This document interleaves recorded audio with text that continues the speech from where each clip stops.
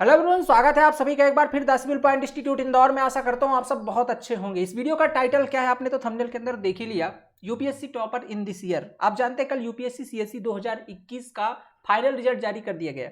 बहुत सारे स्टूडेंट्स को, बहुत सारे एस्पिरेंट्स को उनकी मंजिल मिली। एक लंबे संघर्ष के बाद उन्होंने अपने मुकाम को हासिल किया है। उनमें से कुछ स्टूडेंट जिन्होंने अपनी फर्स्ट रैंक, सेकंड, थर्ड या फोर्थ रैंक सिक्योर करी है, आज इस वीडियो के अंदर अपन उनकी स्ट्रेटजी डिस्कस करने वाले हैं कि आखिर उन्होंने अपनी तैयारी में किस प्रकार की स्ट्रेटजी को फॉलो किया ताकि उनकी ये फर्स्ट रैंक या टॉप रैंक सिक्योर कर पाए। ठीक है, आज उनकी कंप्लीट स्ट्रेटजी इस वीडियो के अंदर अपन डिस्कस करने वाले हैं और ये उस स्ट्रेटजी को समझेंगे अपने सब इंजीनियर पॉइंट ऑफ व्यू से कि आप उसे किस प्रकार से अपनी स्ट्रेटजी में अप्लाई कर सकते हो, अपनी तैयारी में अप्लाई कर सकते हो, ताकि आप भी न केवल अपना सिलेक्शन सिक्योर कर पाओ बल्कि अच्छी रैंक भी सिक्योर कर पाओ। ठीक है, तो आज उनकी एक कंबाइंड स्ट्रेटजी अपन इस वीडियो के अंदर डिस्कस करने वाले हैं और वो 10 मूल मंत्र मैं आपको बताने वाला हूं जो उन्होंने अपनी स्ट्रेटजी में फॉलो किया था और आप उसे एज इट इज अपने कंडीशन के हिसाब से यूज कर सकते हो और आप भी इसका भरपूर फायदा उठाकर अपनी अच्छी रैंक सिक्योर कर सकते हो इस बार सब इंजीनियर के अंदर। बहुत इंपॉर्टेंट वीडियो, आप सभी को ये देखना कंप्लीट। इस वीडियो के अंदर बहुत कुछ सीखने को मिलेगा और निश्चित तौर पर अगर आप कोई गलती कर रहे हैं तो उसे भी यहाँ से सुधार सकते हैं, क्योंकि अभी समय है। जितनी गलतियां करनी है उसे अभी करके सुधार सकते हैं ताकि पेपर में किसी प्रकार की गलती न हो और आपका सिलेक्शन पक्का हो सके। बहुत इंपॉर्टेंट वीडियो है, स्टार्ट करते हैं आज का। ठीक है, और एक मोटिवेशन क्वाड के साथ स्टार्ट करेंगे कि जो मेहनत पे भरोसा करते हैं वो किस्मत की बात कभी नहीं करते। बहुत सारे लोग को आपने सुना होगा इस बार की जिनका सिलेक्शन हो गया उनमें उनकी किस्मत अच्छी थी। माय डियर, किस्मत वर्ड कुछ नहीं होता है। ठीक है, किस्मत वर्ड कुछ नहीं होता। आप देख रहे हैं किस्मत के अंदर जो टोटल वर्ड्स है ना, अगर आप गिनेंगे इनको, टोटल अगर गिनेंगे तो 3.5 अक्षरों का है किस्मत। लेकिन उसके ऊपर अगर आप देखते हैं तो मेहनत जो वर्ड है ना, ये मेहनत आपको 4 अक्षरों को दिखाई दे रहा है। भगवान ने किस्मत से पहले मेहनत रखी है, हाथ की लकीरों से पहले उंगलियां बनाई है, इसीलिए क्योंकि मेहनत सबसे ज़्यादा इंपॉर्टेंट है। अगर आपके अंदर मेहनत करने की काबिलियत है तो आप दुनिया में कोई भी लक्ष्य हासिल कर सकते हो। किस्मत नाम की चीज़ कुछ ही नहीं होती और किस्मत उन्हीं का साथ देती है जो मेहनत करना जानते हैं। तो आज बस यही से आपको सीख के जाना है कि किस्मत की बात कभी नहीं करनी है, मेहनत पे भरोसा रखना है, अपने मेहनत पे भरोसा रखना है, निश्चित आपको आपकी मंजिल जरूर मिलेगी। स्टार्ट करते हैं आज का लेक्चर, आज की क्लास। श्रुति शर्मा आप जानते हैं इस बार की टॉपर है, जिन्होंने फर्स्ट रैंक सिक्योर करी है फाइनल रिजल्ट डिक्लेयर होने के बाद। ठीक है, फर्स्ट रैंक इन्होंने जो है तो सिक्योर करी है। और सबसे इंपॉर्टेंट बात पता है इस बार की क्या है? सबसे इंपॉर्टेंट बात यह है कि इस बार जो हमारे देश की बेटियां हैं, हमारी जो बहनें हैं, ठीक है, उन्होंने बाजी मारी हुई है और ना केवल बाजी मारी बल्कि टॉप 3 रैंक। ठीक है, मतलब फर्स्ट रैंक, सेकेंड रैंक और थर्ड रैंक, तीनों में लड़कियों का जलवा दिखा है बाबू। ठीक है, तीनों जो पद हैं, तीनों जो पोस्ट हैं, तीनों जो रैंक है वो लड़कियों ने सिक्योर करी, गर्ल्स ने सिक्योर करी है। ठीक है, आप उनके नाम देख लीजिए। ठीक है, ये श्रुति शर्मा है, ठीक है, जिन्होंने पहली रैंक को हासिल करी। इनका इंटरव्यू आप लोग जरूर देखिएगा। ठीक है, ऐसा यूपीएससी करना तो इंटरव्यू आप देखो, एक मोटिवेशन आएगा आपके अंदर भी। ठीक है, एक मोटिवेशन आएगा आपके अंदर भी किस तरीके से उन्होंने, एक बहुत बड़ा एग्जाम है यूपीएससी। ठीक है, एक बहुत बड़ा एग्जाम है। अगर मैं आपको थोड़ा सा यूपीएससी समझा दूं तो यूपीएससी के अंदर इस बार अगर 2021 के अंदर की बात करते हैं, ठीक है, तो लगभग 7,95,000, ठीक है, 7,95,000 लोगों ने फॉर्म अप्लाई किया था और लगभग 685 लोगों का फाइनल सिलेक्शन हुआ है। ठीक है, 685 लोगों का फाइनल सिलेक्शन हुआ है। तो अगर आप यहाँ से सिलेक्शन का रेशियो भी देखते हैं ना, मतलब जो लोग सेलेक्ट हुए हैं उनका अगर आप परसेंटेज देखते हैं तो लगभग 0.07% है। ठीक है, मतलब यूपीएससी के अंदर जो सक्सेस रेट है वो 0.07%। ठीक है, 0.07% है। अगर बात करते हैं अपन ये तो यूपीएससी की बात है। ठीक है, यूपीएससी के अंदर बहुत नॉर्मल एग्जाम नहीं है, देश का सबसे बड़ा एग्जाम है, तो आप समझ सकते हैं। अगर अपन बात करते हैं सब इंजीनियर तो कुछ ही नहीं है। आपको मोटिवेशन जरूर आएगा कि ये लोग जब, ये भी तो एक इंसान ही, अब देखो ये भी इंसान है जिन्होंने यूपीएससी में पहली रैंक सिक्योर करी है और आप भी इन्हीं के जैसे एक इंसान है जो लोग सब इंजीनियर के अंदर इस बार फोड़ने वाले हो। ठीक है, तो मोटिवेशन कभी आपका डाउन नहीं होना चाहिए। सब इंजीनियर के अंदर मैं अगर बात करता हूँ तो इस बार लगभग 2,3500 पदों का नोटिफिकेशन आ चुका है। 4,000 लगभग पद अगर अपन मान लेते हैं तो अगर टोटल फॉर्म, अगर ऐसा मान लेता हूँ ना, वर्स्ट केस में मान लेता हूँ पूरा इंडिया अप्लाई करेगा तो भी आपके 1,00,000-1,50,000 फॉर्म से ऊपर नहीं भरे जाएंगे। पिछली बार का रिकॉर्ड रहा 2018 के अंदर 65,000 फॉर्म भरे गए थे। इस बार मान लेता हूँ 1,00,000 फॉर्म भरे जाएंगे। ठीक है, 1,00,000 आपके फॉर्म भरे जाते हैं। ठीक है, और वैकेंसी आपकी 4,000 है, 4,000 है। तो सक्सेस रेट कितने परसेंट है? 4% का है। ठीक है, 4% लोग, मतलब देख रहे हैं 1,00,000 में से 4,000 लोग हैं जो सेलेक्ट होने वाले हैं। 1,00,000 फॉर्म भरेंगे, 4,000 लोग सेलेक्ट होने वाले हैं। सक्सेस रेट 4% का है यहाँ पे 0.07% का है। अगर ऑन एन एवरेज आप देखते हैं तो आप देख सकते हैं कितने गुना का ज़्यादा कंपटीशन यूपीएससी के अंदर, तो भी इन्होंने फर्स्ट रैंक सिक्योर करी है। आपके पास कितना सुनहरा मौका है। आप सब इंजीनियर में केवल ना सिलेक्शन लीजिएगा, फोड़ के आइएगा। और फोड़ना कैसे, क्या स्ट्रेटजी इन्होंने फॉलो करी है आज, न केवल इन्होंने बल्कि और इसके बाद चूंकि इन्होंने फर्स्ट रैंक सिक्योर करी है, ठीक है। इसके बाद अगर बात करते हैं अपन, दूसरे नंबर पे कौन थे, दूसरे नंबर पे थे अंकिता अग्रवाल, ठीक है, जिन्होंने दूसरी रैंक सिक्योर करी है। इनका सेकंड अटेम्प्ट था, ठीक है, इनका आई थिंक फोर्थ अटेम्प्ट था, ठीक है। और ये गामिनी सिंगला, ठीक, इन्होंने थर्ड रैंक सिक्योर करी है। बहुत सारे लोग को डाउट था कि सर चौथी रैंक भी गर्ल्स की है। नहीं, वो चौथी रैंक एक्चुअली में ऐश्वर्या शर्मा नहीं है, वो ऐश्वर्य शर्मा है, ठीक है। वो एक मैन है, वो एक मेल है, ठीक है, ऐश्वर्य शर्मा है। तो फर्स्ट जो 3 रैंक है वो गर्ल्स ने इस बार सिक्योर करी हुई, ये बहुत बड़ी बात है, ठीक है। जो हमारे देश की जो बेटियां, हमारी बहनें हर क्षेत्र के अंदर अपना दमखम दिखा रही है, बहुत अच्छी बात है सोसाइटी के लिए, ठीक है। और इनसे जो भी इस वीडियो को हमारी गर्ल्स देख रही हैं, सॉरी हमारी बहनें देख रही हैं, उनके लिए रियल मोटिवेशन है कि आप देख सकते हैं इतने बड़े प्लेटफॉर्म के अंदर, इतने बड़े एग्जाम के अंदर, जहां पर 3 की 3 जो टॉप रैंक्स है वो गर्ल्स ने सिक्योर करी। आपके सामने सब इंजीनियर पे, पता है आपके सामने सब इंजीनियर पर, आप जानते हैं इस बार सब इंजीनियर के अंदर सीधा 1/3 सीट जो है, तो 1/3 जो सीट्स हैं ये किसके लिए सिक्योर हैं, ये गर्ल्स के लिए सिक्योर है, ठीक है। 1/3 सीट जो रिजर्व है किसके लिए, गर्ल्स के लिए। मतलब आप समझ सकते हो कि 4000 में से अगर 4000 सीटें आती हैं तो लगभग 1300-1400 सीटें जो है, तो ठीक है 1300-1400 सीटें जब तो किसके लिए, गर्ल्स के लिए है। यकीन मानिए, मैं तो कहता हूँ यहाँ तो केवल 3 रैंक तक है। देखिएगा इस बार जिस प्रकार से उनको, एक तो सरकार ये रिजर्वेशन मिल रहा है, ठीक है, यहाँ पास एक आपको जो सीटें रिजर्व मिल रही हैं, और दूसरी चीज़ आप में जो इतना दमखम है ना, आप टॉप की 10 रैंक लेके जाएंगे सब इंजीनियर में। बस जज्बा बना के रखिएगा, ठीक है। और आपको मेहनत अच्छी जारी रखनी है। बहुत अच्छा सुनहरा मौका है इस बार गर्ल्स के लिए मध्य प्रदेश सब इंजीनियर के अंदर, कि आप अपना दमखम दिखा सकते हैं। और इस बार आपने थोड़ी मेहनत करनी है, सिलेक्शन आपका 100% हो जाएगा, ठीक है। बट ये है कि मेहनत इस बार जी जान लगाकर करनी है बाबू लोग आपको, ठीक है। क्योंकि इंजीनियरिंग सेक्टर में ऐसा कहा जाता है कि अगर आप इंजीनियरिंग आपने करी है लड़कियों के लिए, तो फील्ड में जॉब करना मुश्किल तो नहीं है, बट थोड़ा टफ होता है, ठीक है, थोड़ा टफ होता है। आपके लिए बहुत सुनहरा मौका है कि आप यहाँ से अपनी एक जॉब सिक्योर करें, ठीक है, और सिलेक्शन लें, ठीक है। कोई मुश्किल बात नहीं। आप देख रहे हैं यूपीएससी के अंदर 3 रैंक जो है, तो पहली 3 रैंक गर्ल्स ने सिक्योर करी है। आपके सामने 1/3 का ऑप्शन भी है, ठीक है, 1/3 सीटें आपके लिए है।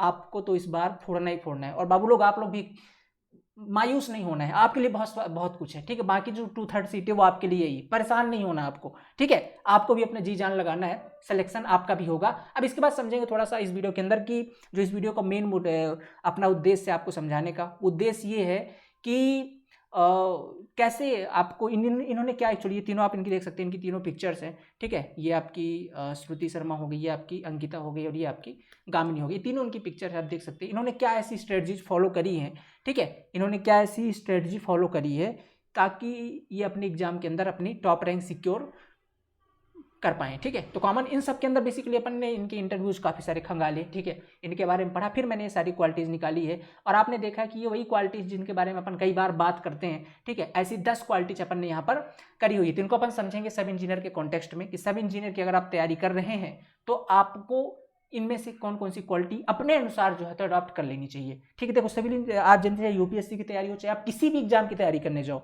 अगर मैं बात करूं सब इंजीनियर के अंदर भी, तो भी आपको सेम क्वालिटी पर ही फोकस करना है, ठीक है। और ये निश्चित तौर पर आपको बहुत ज़्यादा हेल्पफुल होंगे ये वीडियो, ठीक है। ये जो 10 पॉइंट हैं ये बिल्कुल सक्सेस मंत्र आपके लिए साबित होंगे अगर आप इनको अपने तरीके से समझ के अपने कॉन्टेक्स्ट में से यूज करते हैं। तो पहली चीज़ तो ये है कि जब भी आप तैयारी करने जा रहे हैं, चाहे आप सब इंजीनियर की तैयारी करने जा रहे हैं, सिलेबस बहुत ज़्यादा इंपॉर्टेंट होता है। सिलेबस का एनालिसिस बहुत ज़्यादा इंपॉर्टेंट होता है, ठीक है, कि आपसे पूछा क्या जाएगा वहाँ पे, जिस भी एग्जाम की आप तैयारी कर रहे हो उसका एक्चुअल सिलेबस क्या है। जैसे आप अगर यूपीएससी जो लोग जाते हैं उनको यूपीएससी ब्रह्मास्त्र होता है सिलेबस, वैसे अगर आप सब इंजीनियर की जा रहे हैं तो सिलेबस इंपॉर्टेंट है। आप कहेंगे सर यहाँ पास तो सिलेबस होता नहीं सब इंजीनियर का, तो फिर कैसे करें, तो सिलेबस ही नहीं है ना, तो आप क्या करिएगा, एनालिसिस को अपना सिलेबस बना लीजिए, एनालिसिस को अपना बेस्ड बना लीजिए, प्रीवियस ईयर एनालिसिस कर लीजिए, ठीक है। जो भी इनका प्रीवियस ईयर पेपर है इनको उठाइए, एनालिसिस कर लीजिए, कैसे क्वेश्चन, कौन से टॉपिक, अपना एक खुद का सिलेबस बना दीजिए। अच्छा 20-10 साल का पेपर उठा लिया, देख लिया, 5 साल जो भी पेपर हमारे पास अवेलेबल है, देख लिया कि अच्छा ये टॉपिक इंपॉर्टेंट है, ये चीज़ें हमको पढ़नी है। तो यहाँ से आपका क्या है कि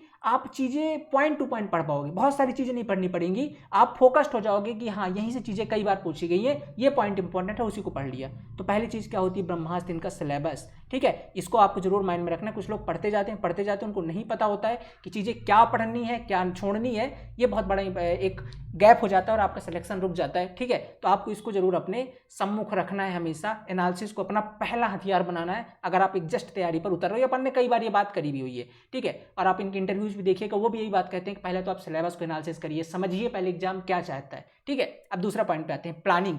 देखो सिलेबस जैसे आपने एनालिसिस कर लिया, आप अपने हिसाब से इसकी प्लानिंग करें कि आपको कितने घंटे कितना पढ़ना है। बहुत सारे स्टूडेंट क्या करते हैं ना कि अपनी, अगर मैं बोलूँ तो औकात से ज़्यादा का बना लेते हैं कि आज मैं ना जैसे कहीं पे कोई वीडियो देख लिया, कोई मोटिवेशन देख लिया यूट्यूब के अंदर और बना ली कि आज से मैं 10 घंटे पढ़ना स्टार्ट कर दूंगा, ठीक है, आज से वो 10 घंटे अपना पढ़ना स्टार्ट कर देगा। लेकिन क्या ये प्रैक्टिकली पॉसिबल होता है? आप पहले दिन पढ़ भी लोगे, दूसरे दिन फिर पढ़ लोगे, तीसरे दिन फिर वही हाल हो गया, तीसरे दिन नहीं पढ़ रहे हो, तो क्या मतलब का है? मतलब ये है कि आपको वो गोल्स अपने बनाने हैं जो आप अचीव कर सको, केवल एक दिन नहीं, कंसिस्टेंटली लगातार आप उसे अचीव कर पाओ, ऐसे आपको गोल्स बनाने। अदरवाइज 2 दिन करोगे, तीसरे दिन नहीं कर पाओगे, डिमोटिवेट हो जाओगे। तो आपको ऐसे अपने गोल्स बनाने हैं, ऐसे स्टडी गोल्स बनाने हैं जिसे आप अचीव कर पाओ। जैसे मान लो आप शुरुआत में क्या करो, छोटे छोटे गोल्स बनाओ। आप दिन में 2 घंटे का शेड्यूल बनाओ। आप दिन में जैसे मान लो आपकी सीटिंग टाइम अभी बिल्कुल जीरो है, अभी आप नहीं पढ़ रहे थे, तो आप बोलो कि मैं अभी 30 मिनट पहले बैठ के पढ़ूंगा। आपकी सीटिंग टाइम 30 मिनट हो गई, फिर आप उसको बढ़ाइए, 40 करिए, 45 करिए, ठीक है। ऐसे करके अपनी सीटिंग टाइम बढ़ाइए। अभी आप स्टार्टिंग में 5 घंटे दिन के पढ़ रहे हैं, आप दिन स्टार्टिंग में 4 घंटे पढ़ रहे हैं, डिमोटिवेट नहीं होना है। 4 को फिर इंक्रीज करिए, आज 4 घंटे पढ़ा, कल 15 मिनट और इंक्रीज कर दिए, फिर आधा घंटा और इंक्रीज कर दीजिए। जैसे जैसे आपकी हैबिट लग जा रही है, बॉडी को अचानक डोज नहीं दिया जाता है, धीरे धीरे दीजिए। इस बॉडी को हैबिट लगने दीजिए, पढ़ने की आदत लगाइए पहले, ठीक है। अचानक 10 घंटे 2 दिन पढ़ोगे, 2 दिन बाद छोड़ दोगे, यार ये तो नहीं हो पाएगा, अपने से छोड़ो ये प्लानिंग, फिर चले जाओ जॉब के अंदर। इसलिए डिमोटिवेट हो जाते हैं बहुत सारे लड़के, ठीक है, तैयारी से मुंह मोड़ लेते हैं। तो प्लानिंग किसके अकॉर्डिंग होनी चाहिए? अपने अनुसार। और हिंदी मीडियम वाले लड़के तो और सबसे बड़ी खराब बात इसके अंदर, मतलब इंग्लिश वालों क्या थोड़ा सा वो लोग सीबीएसई बोर्ड वगैरह से पढ़े रहते हैं तो उनको पता होता है, वो लोग उनकी रूटीन फिक्स होती है। लेकिन जो हिंदी मीडियम वाला ना, वो एक रात वाला इंजीनियरिंग है, ठीक है, एक रात में उन्होंने इंजीनियरिंग करी हुई है, तो वो ना ऐसे शेड्यूल बनाता है, आज से 10 घंटे बाबू, है ना, देखा मोटिवेशन, आज से तो 10 घंटे फोड़ना है। 2 दिन पढ़ेगा, तीसरे दिन फिर सो जाएगा, ठीक है। तो ये काम नहीं करना आपको। 4 घंटे 5 घंटे जितनी आपकी हैबिट है, जितना आप कंसिस्टेंट कर सकते हैं उतना बनाइए, फिर उसको धीरे धीरे बढ़ाइए। 5 घंटे 6 घंटे 7 घंटे करिए, 8 घंटे 10 घंटे तक ले जाइए, एट मैक्स 10 रखिए, बहुत है। इतने में आप बहुत अच्छा रैंक सिक्योर कर लोगे, अभी जितना टाइम है, क्योंकि फिर माइंड में जो आपने पढ़ा उसको डाइजेस्ट करना भी जरूरी है, ठीक है। तो एट मैक्स 6 से 7 घंटे पढ़िए, फिर उसको 2 से 3 घंटे अपन क्वेश्चन प्रैक्टिस पे डालिए, मोर देन सफिशिएंट होता है किसी भी एग्जाम के लिए, ठीक है। और अपना जो माइंड है ना वो ऐसे ही कहता है कि आप 6 घंटे की चीज़ें ही स्टोर कर सकते हो, बाकी के जो टाइम होता है उसी चीज़ को रिवाइज पे डालिए, ठीक है। 6 घंटे 7 घंटे से ज़्यादा अगर पढ़ेंगे तो वो चीज़ें फिर डाइजेस्ट नहीं होंगी, माइंड में बोझ हो जाएगा और आप याद नहीं होगा आपकी चीज़ें, भूल जाओगे सारी चीज़ें, ठीक है। तो ये हो गया आपका प्लानिंग। प्लानिंग ये किसके हिसाब होनी चाहिए? आपके टाइम टेबल के हिसाब से। ऐसा नहीं किसी ने बता दिया उसका टाइम टेबल फॉलो कर रहे हो, आपको अपने हिसाब से। आपको रात को पढ़ना पसंद है, रात को टाइम टेबल, दिन को पढ़ना पसंद है, दिन को टाइम टेबल, जितना समय मन लगे। कोई फिक्स मत करिए यार सुबह उठ के ये करना, मैंने ये करना चिपका दिया, कुछ टाइम टेबल फिक्स नहीं होना चाहिए आपका। आपका बस ये चीज़ है कि आपको जितना समय आपका मन लग रहा है, चाहे वो दिन हो रात हो, जब मन लग रहा है तब पढ़िए, सीधी सी बात है। आपको सफलता से मतलब दिन रात से कोई मतलब नहीं है। बस ये कि अगर जॉब वाले हो तो फिर दिन पे नहीं पढ़ सकते तो रात को ही पढ़ोगे, कुछ ऐसी चीज़ें। लेकिन अगर आप सिर्फ स्टडी कर रहे हो, सब कुछ छोड़ के सिर्फ यही कर रहे हो, तो अपने हिसाब से टाइम बना लो, सुबह पढ़ना है, रात को पढ़ना है, जब मन लग रहा है तब पढ़ना है, सीधी सी बात, ठीक है। तो ये हो गया आपका कौन सा दूसरा पॉइंट, आपके अनुसार होना चाहिए आपका टाइम टेबल, ठीक है। ये दूसरा पॉइंट आपको आई थिंक समझ में आ गया होगा। ये सब ने अप्लाई करते हैं, यही सारी चीज़ बोलते हैं कि यार मैंने कोई ऐसा फिक्स तो नहीं बनाया था कि मैं रात में ही पढ़ूंगा। बहुत सारे लोग के टाइम टेबल होते हैं पर वो लोग फॉलो कर पाते हैं। टाइम टेबल भी बनाइए तो इतना रिजिड मत हो जाइए कि यार एक दिन नहीं हो पाया तो डिमोटिवेट हो जाओ। सबके साथ होता है कि इस दिन नहीं हो पाता है, ठीक है। तो ये सब चीज़ें आपको याद रखनी है। टाइम टेबल ऐसा बनाना है जो आप लगातार फॉलो कर पाओ। तो 2 पॉइंट आपके समझ में आ गए। तीसरे पॉइंट पे चलते हैं। तीसरा पॉइंट है क्वालिटी टाइम। मैंने बताया आपकी टाइमिंग के बारे में। कुछ लोग क्या करते हैं, मेरे को 10 घंटे पर डे का पढ़ना ही पढ़ना है, अगर मैं 10 घंटे नहीं पढ़ रहा हूँ तो फिर तो मैं कंपटीशन से बाहर हो जाऊँगा। ऐसा नहीं होता है। देखो बात ये है ना कि आप अगर पर डे के 6 घंटे पढ़ रहे हो, ठीक है, क्या कर रहे हो, 6 आवर पढ़ रहे हो, लेकिन एक बात याद रखिए, ये 6 आवर आप तभी पढ़ो जब आपका पढ़ने में सबसे ज़्यादा फोकस रहता हो।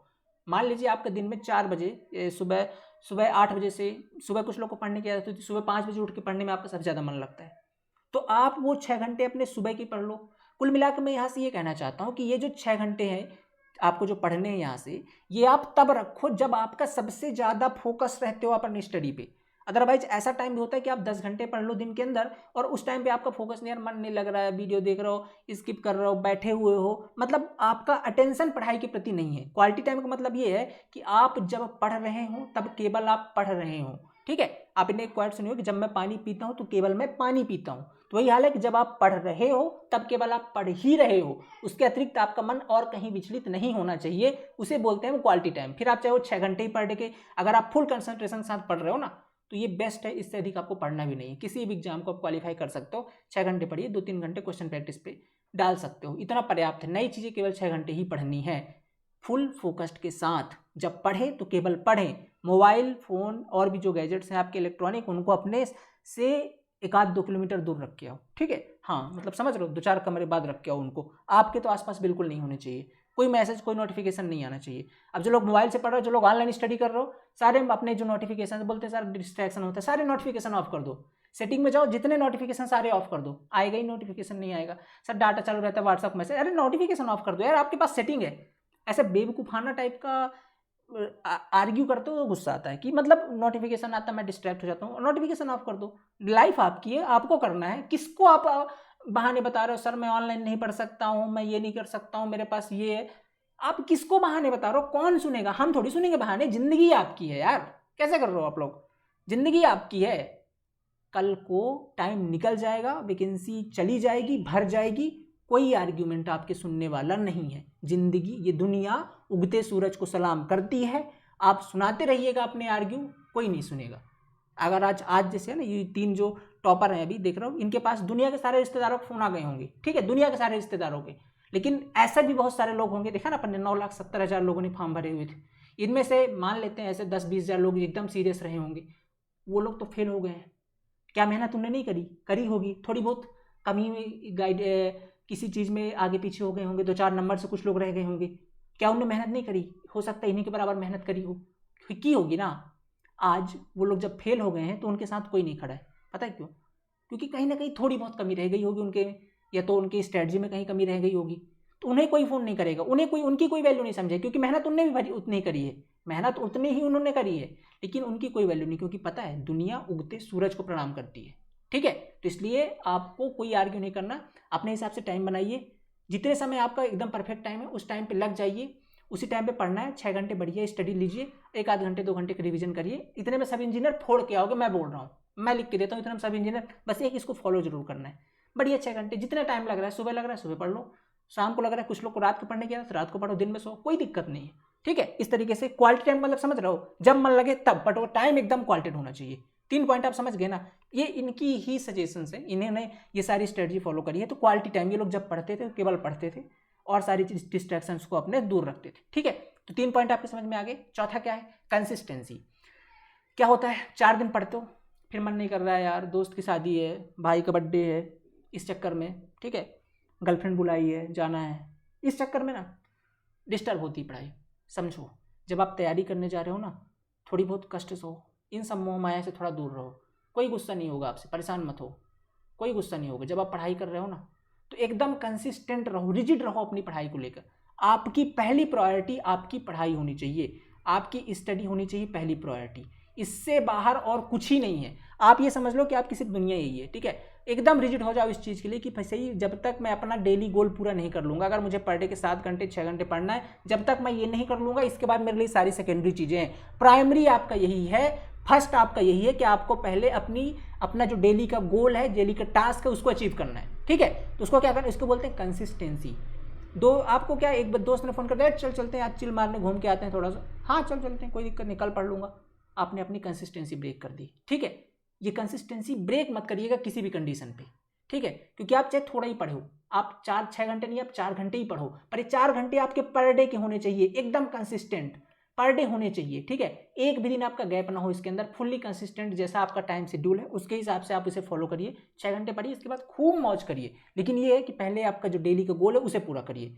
तो आपका ज़िंदगी में बताओ ना, आप कम पढ़ो लेकिन रोज पढ़ो। ये आप किसी भी टॉपर के, आप कोई भी एग्जाम देख लो, जिन्होंने भी कुछ हासिल किया जिंदगी में, कोई एग्जाम क्लियर किया है, उनके अंदर सिर्फ एक सबसे बड़ी क्वालिटी होती है कि वो लोग अपने काम के प्रति समर्पित और कंसिस्टेंट रहते हैं। समर्पित मतलब उसी काम में ही उनका सारा ध्यान होता है, और कंसिस्टेंसी मतलब लगातार उस काम को करते जाते हैं। ऐसा नहीं कि आज किया कल नहीं किया परसों नहीं किया, ठीक है, मतलब लगातार समर्पित होकर के अपने काम को करते हैं, तो वो काम में उन्हें सफलता मिलती है। तो आपको क्या रहना है, कंसिस्टेंसी का बहुत ज़्यादा ध्यान रखना है, ठीक है, कंसिस्टेंसी का बहुत ध्यान रखना है। सारे पॉइंट आप नोट जरूर करते जाइएगा, बहुत ज़्यादा इंपॉर्टेंट है। अगर आप इनमें से कोई भी चीज़ नहीं कर रहे हैं तो हो सकता है आपके हाथ से भी ये चीज़ें निकल जाएं, या ये अवसर आपके हाथ से छूट जाए। छूटना नहीं चाहिए, इसलिए ये सारे पॉइंट आप नोट डाउन जरूर करते जाइए, ठीक है। इसके बाद बात कर लेते हैं सेल्फ नोट्स। देखिए कंसिस्टेंट आप होकर यहाँ तक पढ़ रहे हैं। इसके बाद 5वां पॉइंट आता है आपका सेल्फ नोट्स। नोट्स आपको जरूर बनाने चाहिए।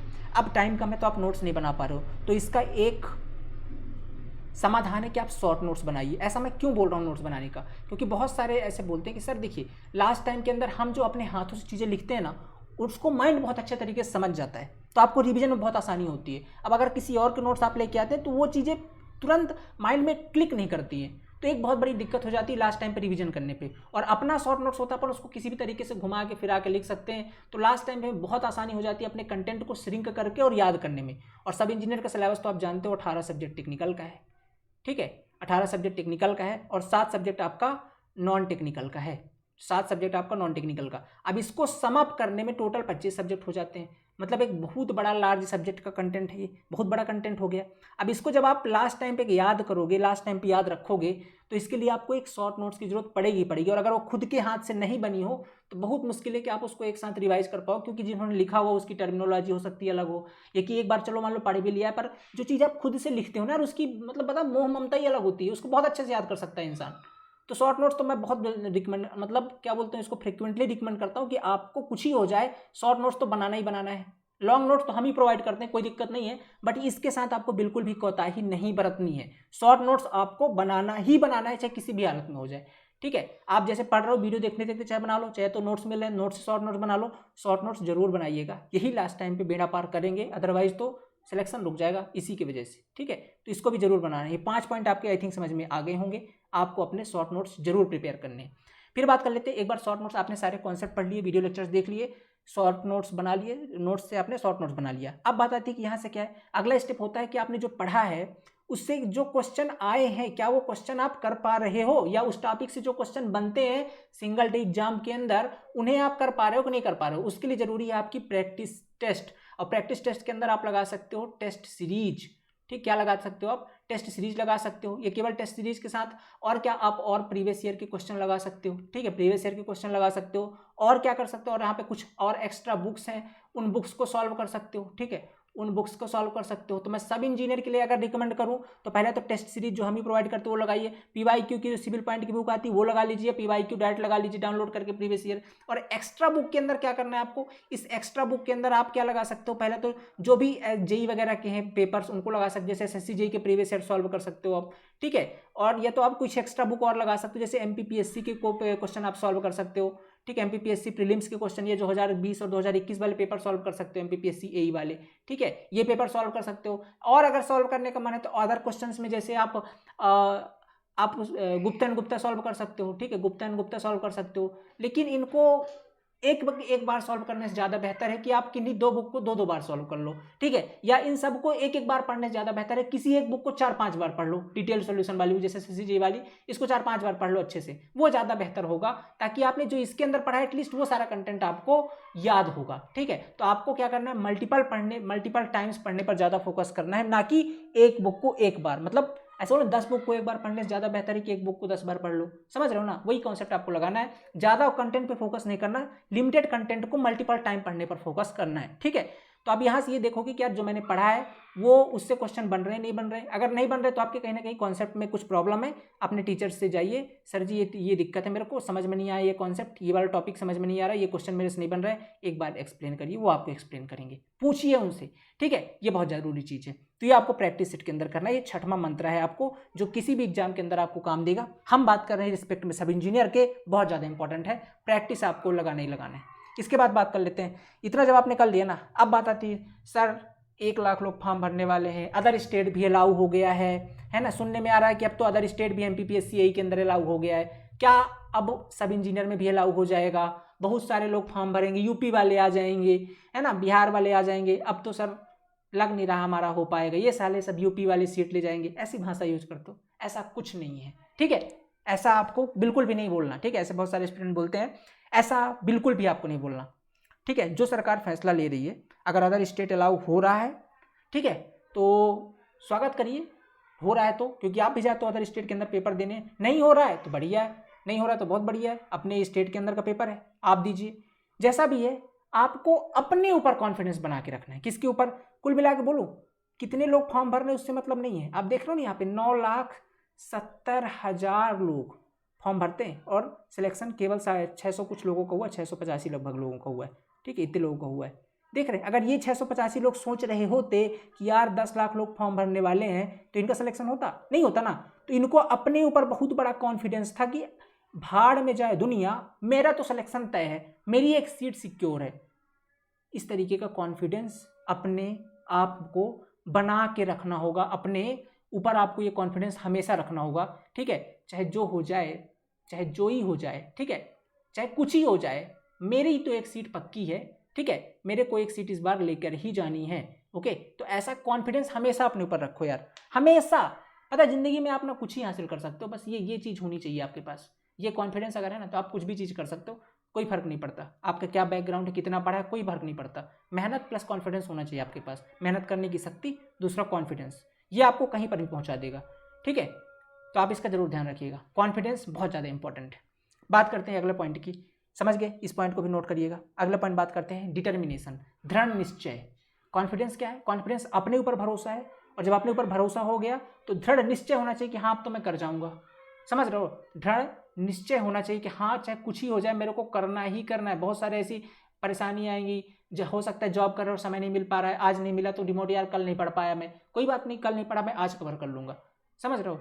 इस तरीके का भरोसा अपने ऊपर रखो, दृढ़ संकल्प होना चाहिए कि करना ही करना है, तो डिटर्मिनेशन, ठीक है। ये पॉइंट्स हैं जो एक टॉपर के अंदर आपको दिखाई देंगे ही देंगे। आप उनका इंटरव्यू देखिए, उनकी आंखों में चमक दिख जाएगी चीज़ों की, ठीक है, इन चीज़ों की आंखों में आपको चमक दिख जाएगी। तो बहुत ज़्यादा इंपॉर्टेंट ये पॉइंट है, इनको आपको नोट रखना है, नोट करके रखना है। तो क्या हो गया अपना अगला पॉइंट, डिटर्मिनेशन। अपने लक्ष्य के प्रति आप एकदम दृढ़ निश्चय होकर के बंधे रहिए कि हाँ कुछ ही हो जाए, एक सब इंजीनियर में सीट अपनी पक्की है।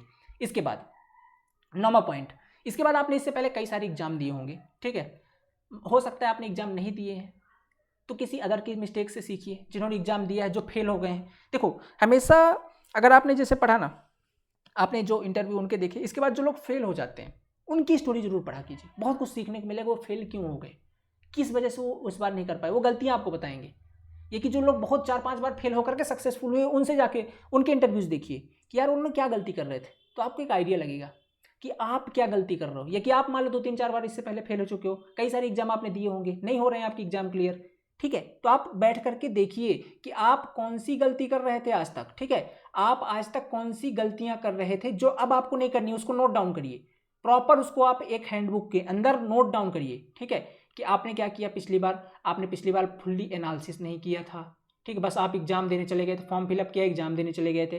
दूसरी बार आपने टेस्ट सीरीज भी सॉल्व नहीं करी थी, ठीक है, टेस्ट सीरीज भी सॉल्व नहीं करी थी, ताकि जिससे आपका प्रॉपर रिवीजन नहीं हो पाया, या सॉरी टेस्ट सीरीज सॉल्व नहीं की तो आपको टाइमिंग का इशू आ गया, टेस्ट सीरीज सॉल्व नहीं की, इसके बाद आपने रिवीजन भी सही तरीके से नहीं किया था।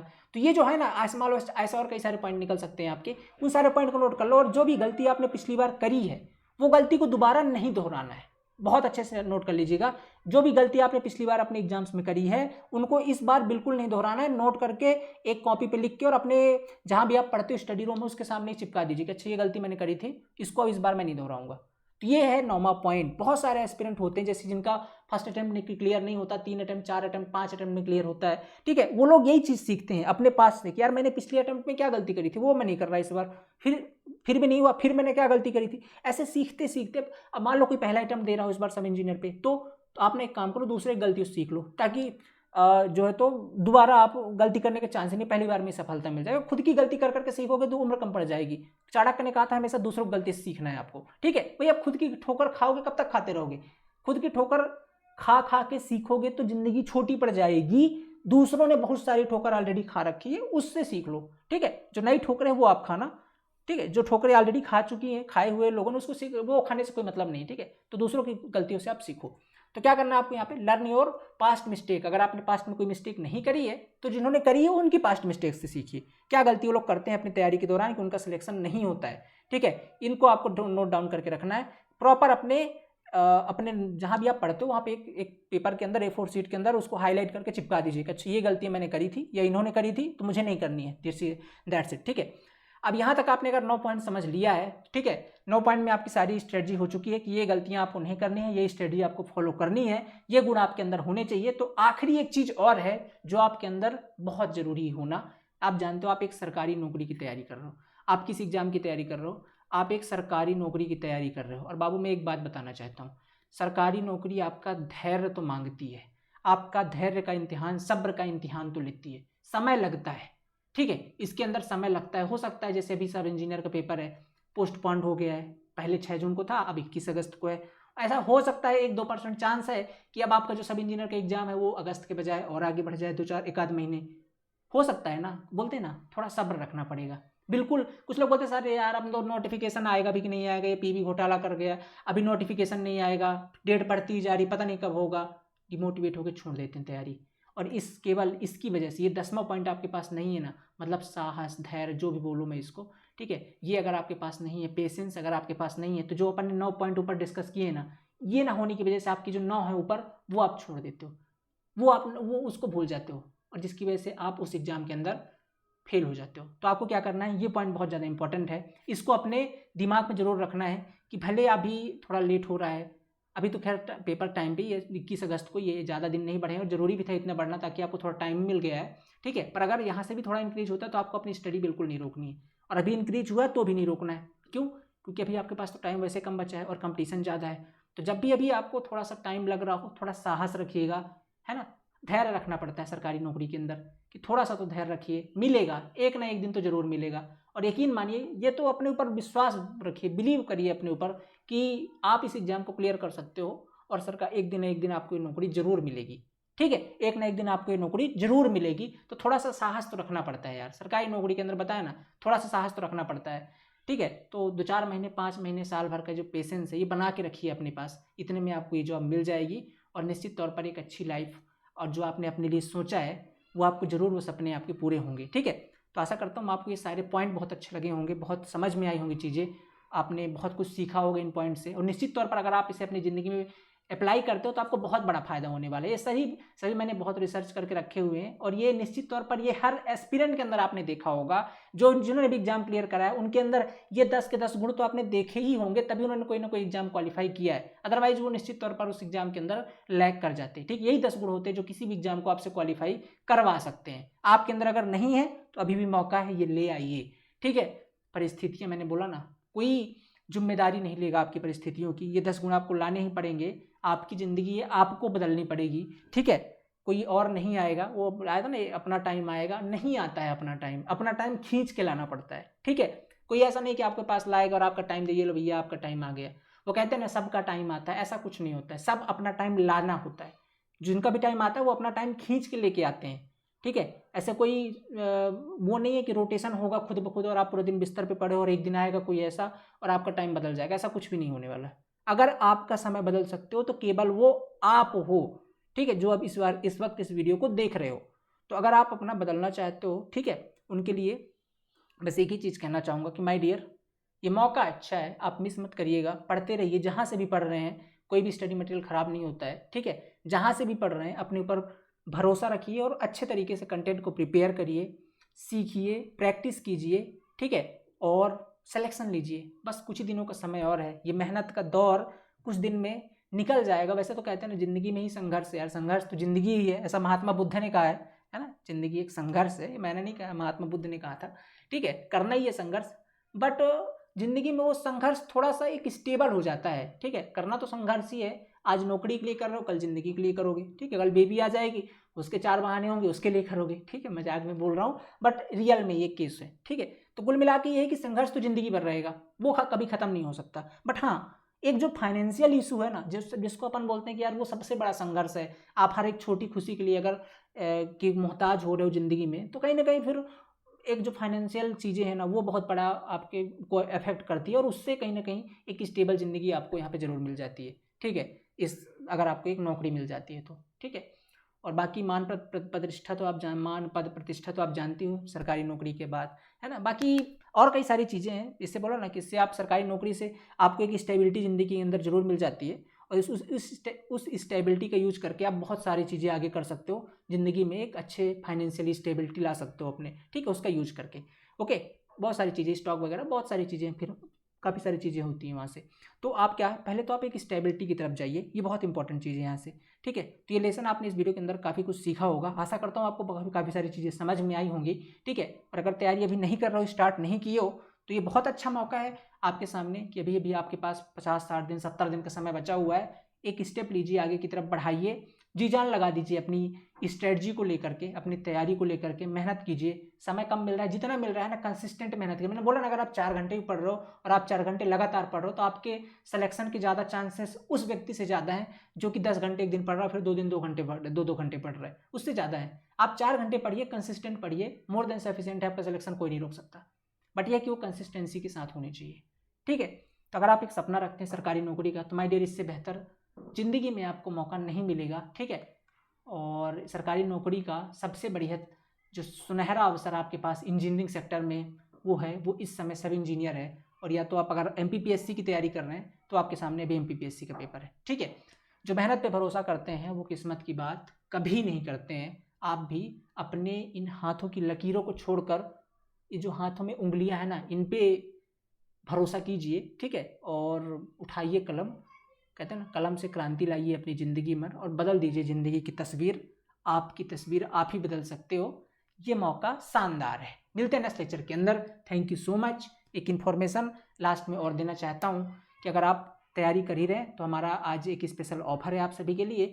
ठीक है, हमारे जो आप कोर्सेज चलते हैं मध्य प्रदेश सब इंजीनियर के लिए, प्रतिष्ठा 2.0 बैच, इसके अंदर आज 10% का ऑफ चल रहा है। अगर आप ज्वाइन करना चाहते हैं तो डेसिबल पॉइंट ऐप को डाउनलोड कर सकते हैं, वहाँ पर MI10 कोड अप्लाई कर दीजिएगा, 10% का डिस्काउंट मिल जाएगा। आप यहाँ पर हम जो भी चीज़ बताते हैं, कंटेंट आप जानते हैं सब इंजीनियर के लिए हमारा ऑथेंटिक होता है, और यहाँ से आपको बहुत सारी चीज़ें, कुछ भी फिर जो भी चीज़ें अपन है, सारा कंटेंट आपको प्रोवाइड कर देते हैं। मेहनत आपको केवल अपने रिवीजन, प्रैक्टिस और कंटेंट को तैयार करने पर करनी होती है। कंटेंट की जवाबदारी हमारी होती है। तो आप इस बैच के अंदर जा करके देख सकते हैं, आपको डेमो वगैरह सारी चीज़ें यहाँ पर मिल जाएंगी। कहाँ पर जाना होगा, डाउनलोड करना होगा द सिविल पॉइंट ऐप को गूगल प्ले स्टोर से। ठीक है, तो आई थिंक आपको सारी चीज़ समझ में आ गई हैं। अगर कोई और डाउट रहता है आपका तो मैं एक नंबर दे देता हूँ, आप इन नंबर पर कॉल कर लीजिएगा, 9340888429। इस नंबर पर आप कॉल या व्हाट्सअप कर लेंगे, आपको जो भी और जानकारी चाहिए वो आपको यहाँ पर प्रोवाइड कर दी जाएंगी। ठीक है, 9340888429। तो आशा करता हूँ आपको ये लेक्चर पसंद आया होगा। मिलता हूँ नेक्स्ट लेक्चर के अंदर। द सिविल पॉइंट का अगर आपने अभी तक टेलीग्राम ग्रुप ज्वाइन नहीं किया तो वीडियो के नीचे टेलीग्राम ग्रुप का लिंक मिलेगा, उसे जरूर ज्वाइन कर लीजिएगा। ठीक है, ताकि जो भी आगे आने वाली वीडियोज हैं उनके जानकारी, जो भी इंपॉर्टेंट अपडेट है उसकी जानकारी आपको तुरंत मिल पाए। ठीक है, और अगर चैनल को अभी तक सब्सक्राइब नहीं किया तो सब्सक्राइब कीजिए। ठीक है, परिवार का हिस्सा बनिए। बहुत इंपॉर्टेंट वैल्यूएबल कंटेंट हम आपको यहाँ पर हमेशा प्रोवाइड करते रहेंगे। मिलते हैं नेक्स्ट लेक्चर के अंदर। Thank you so much, have a nice day.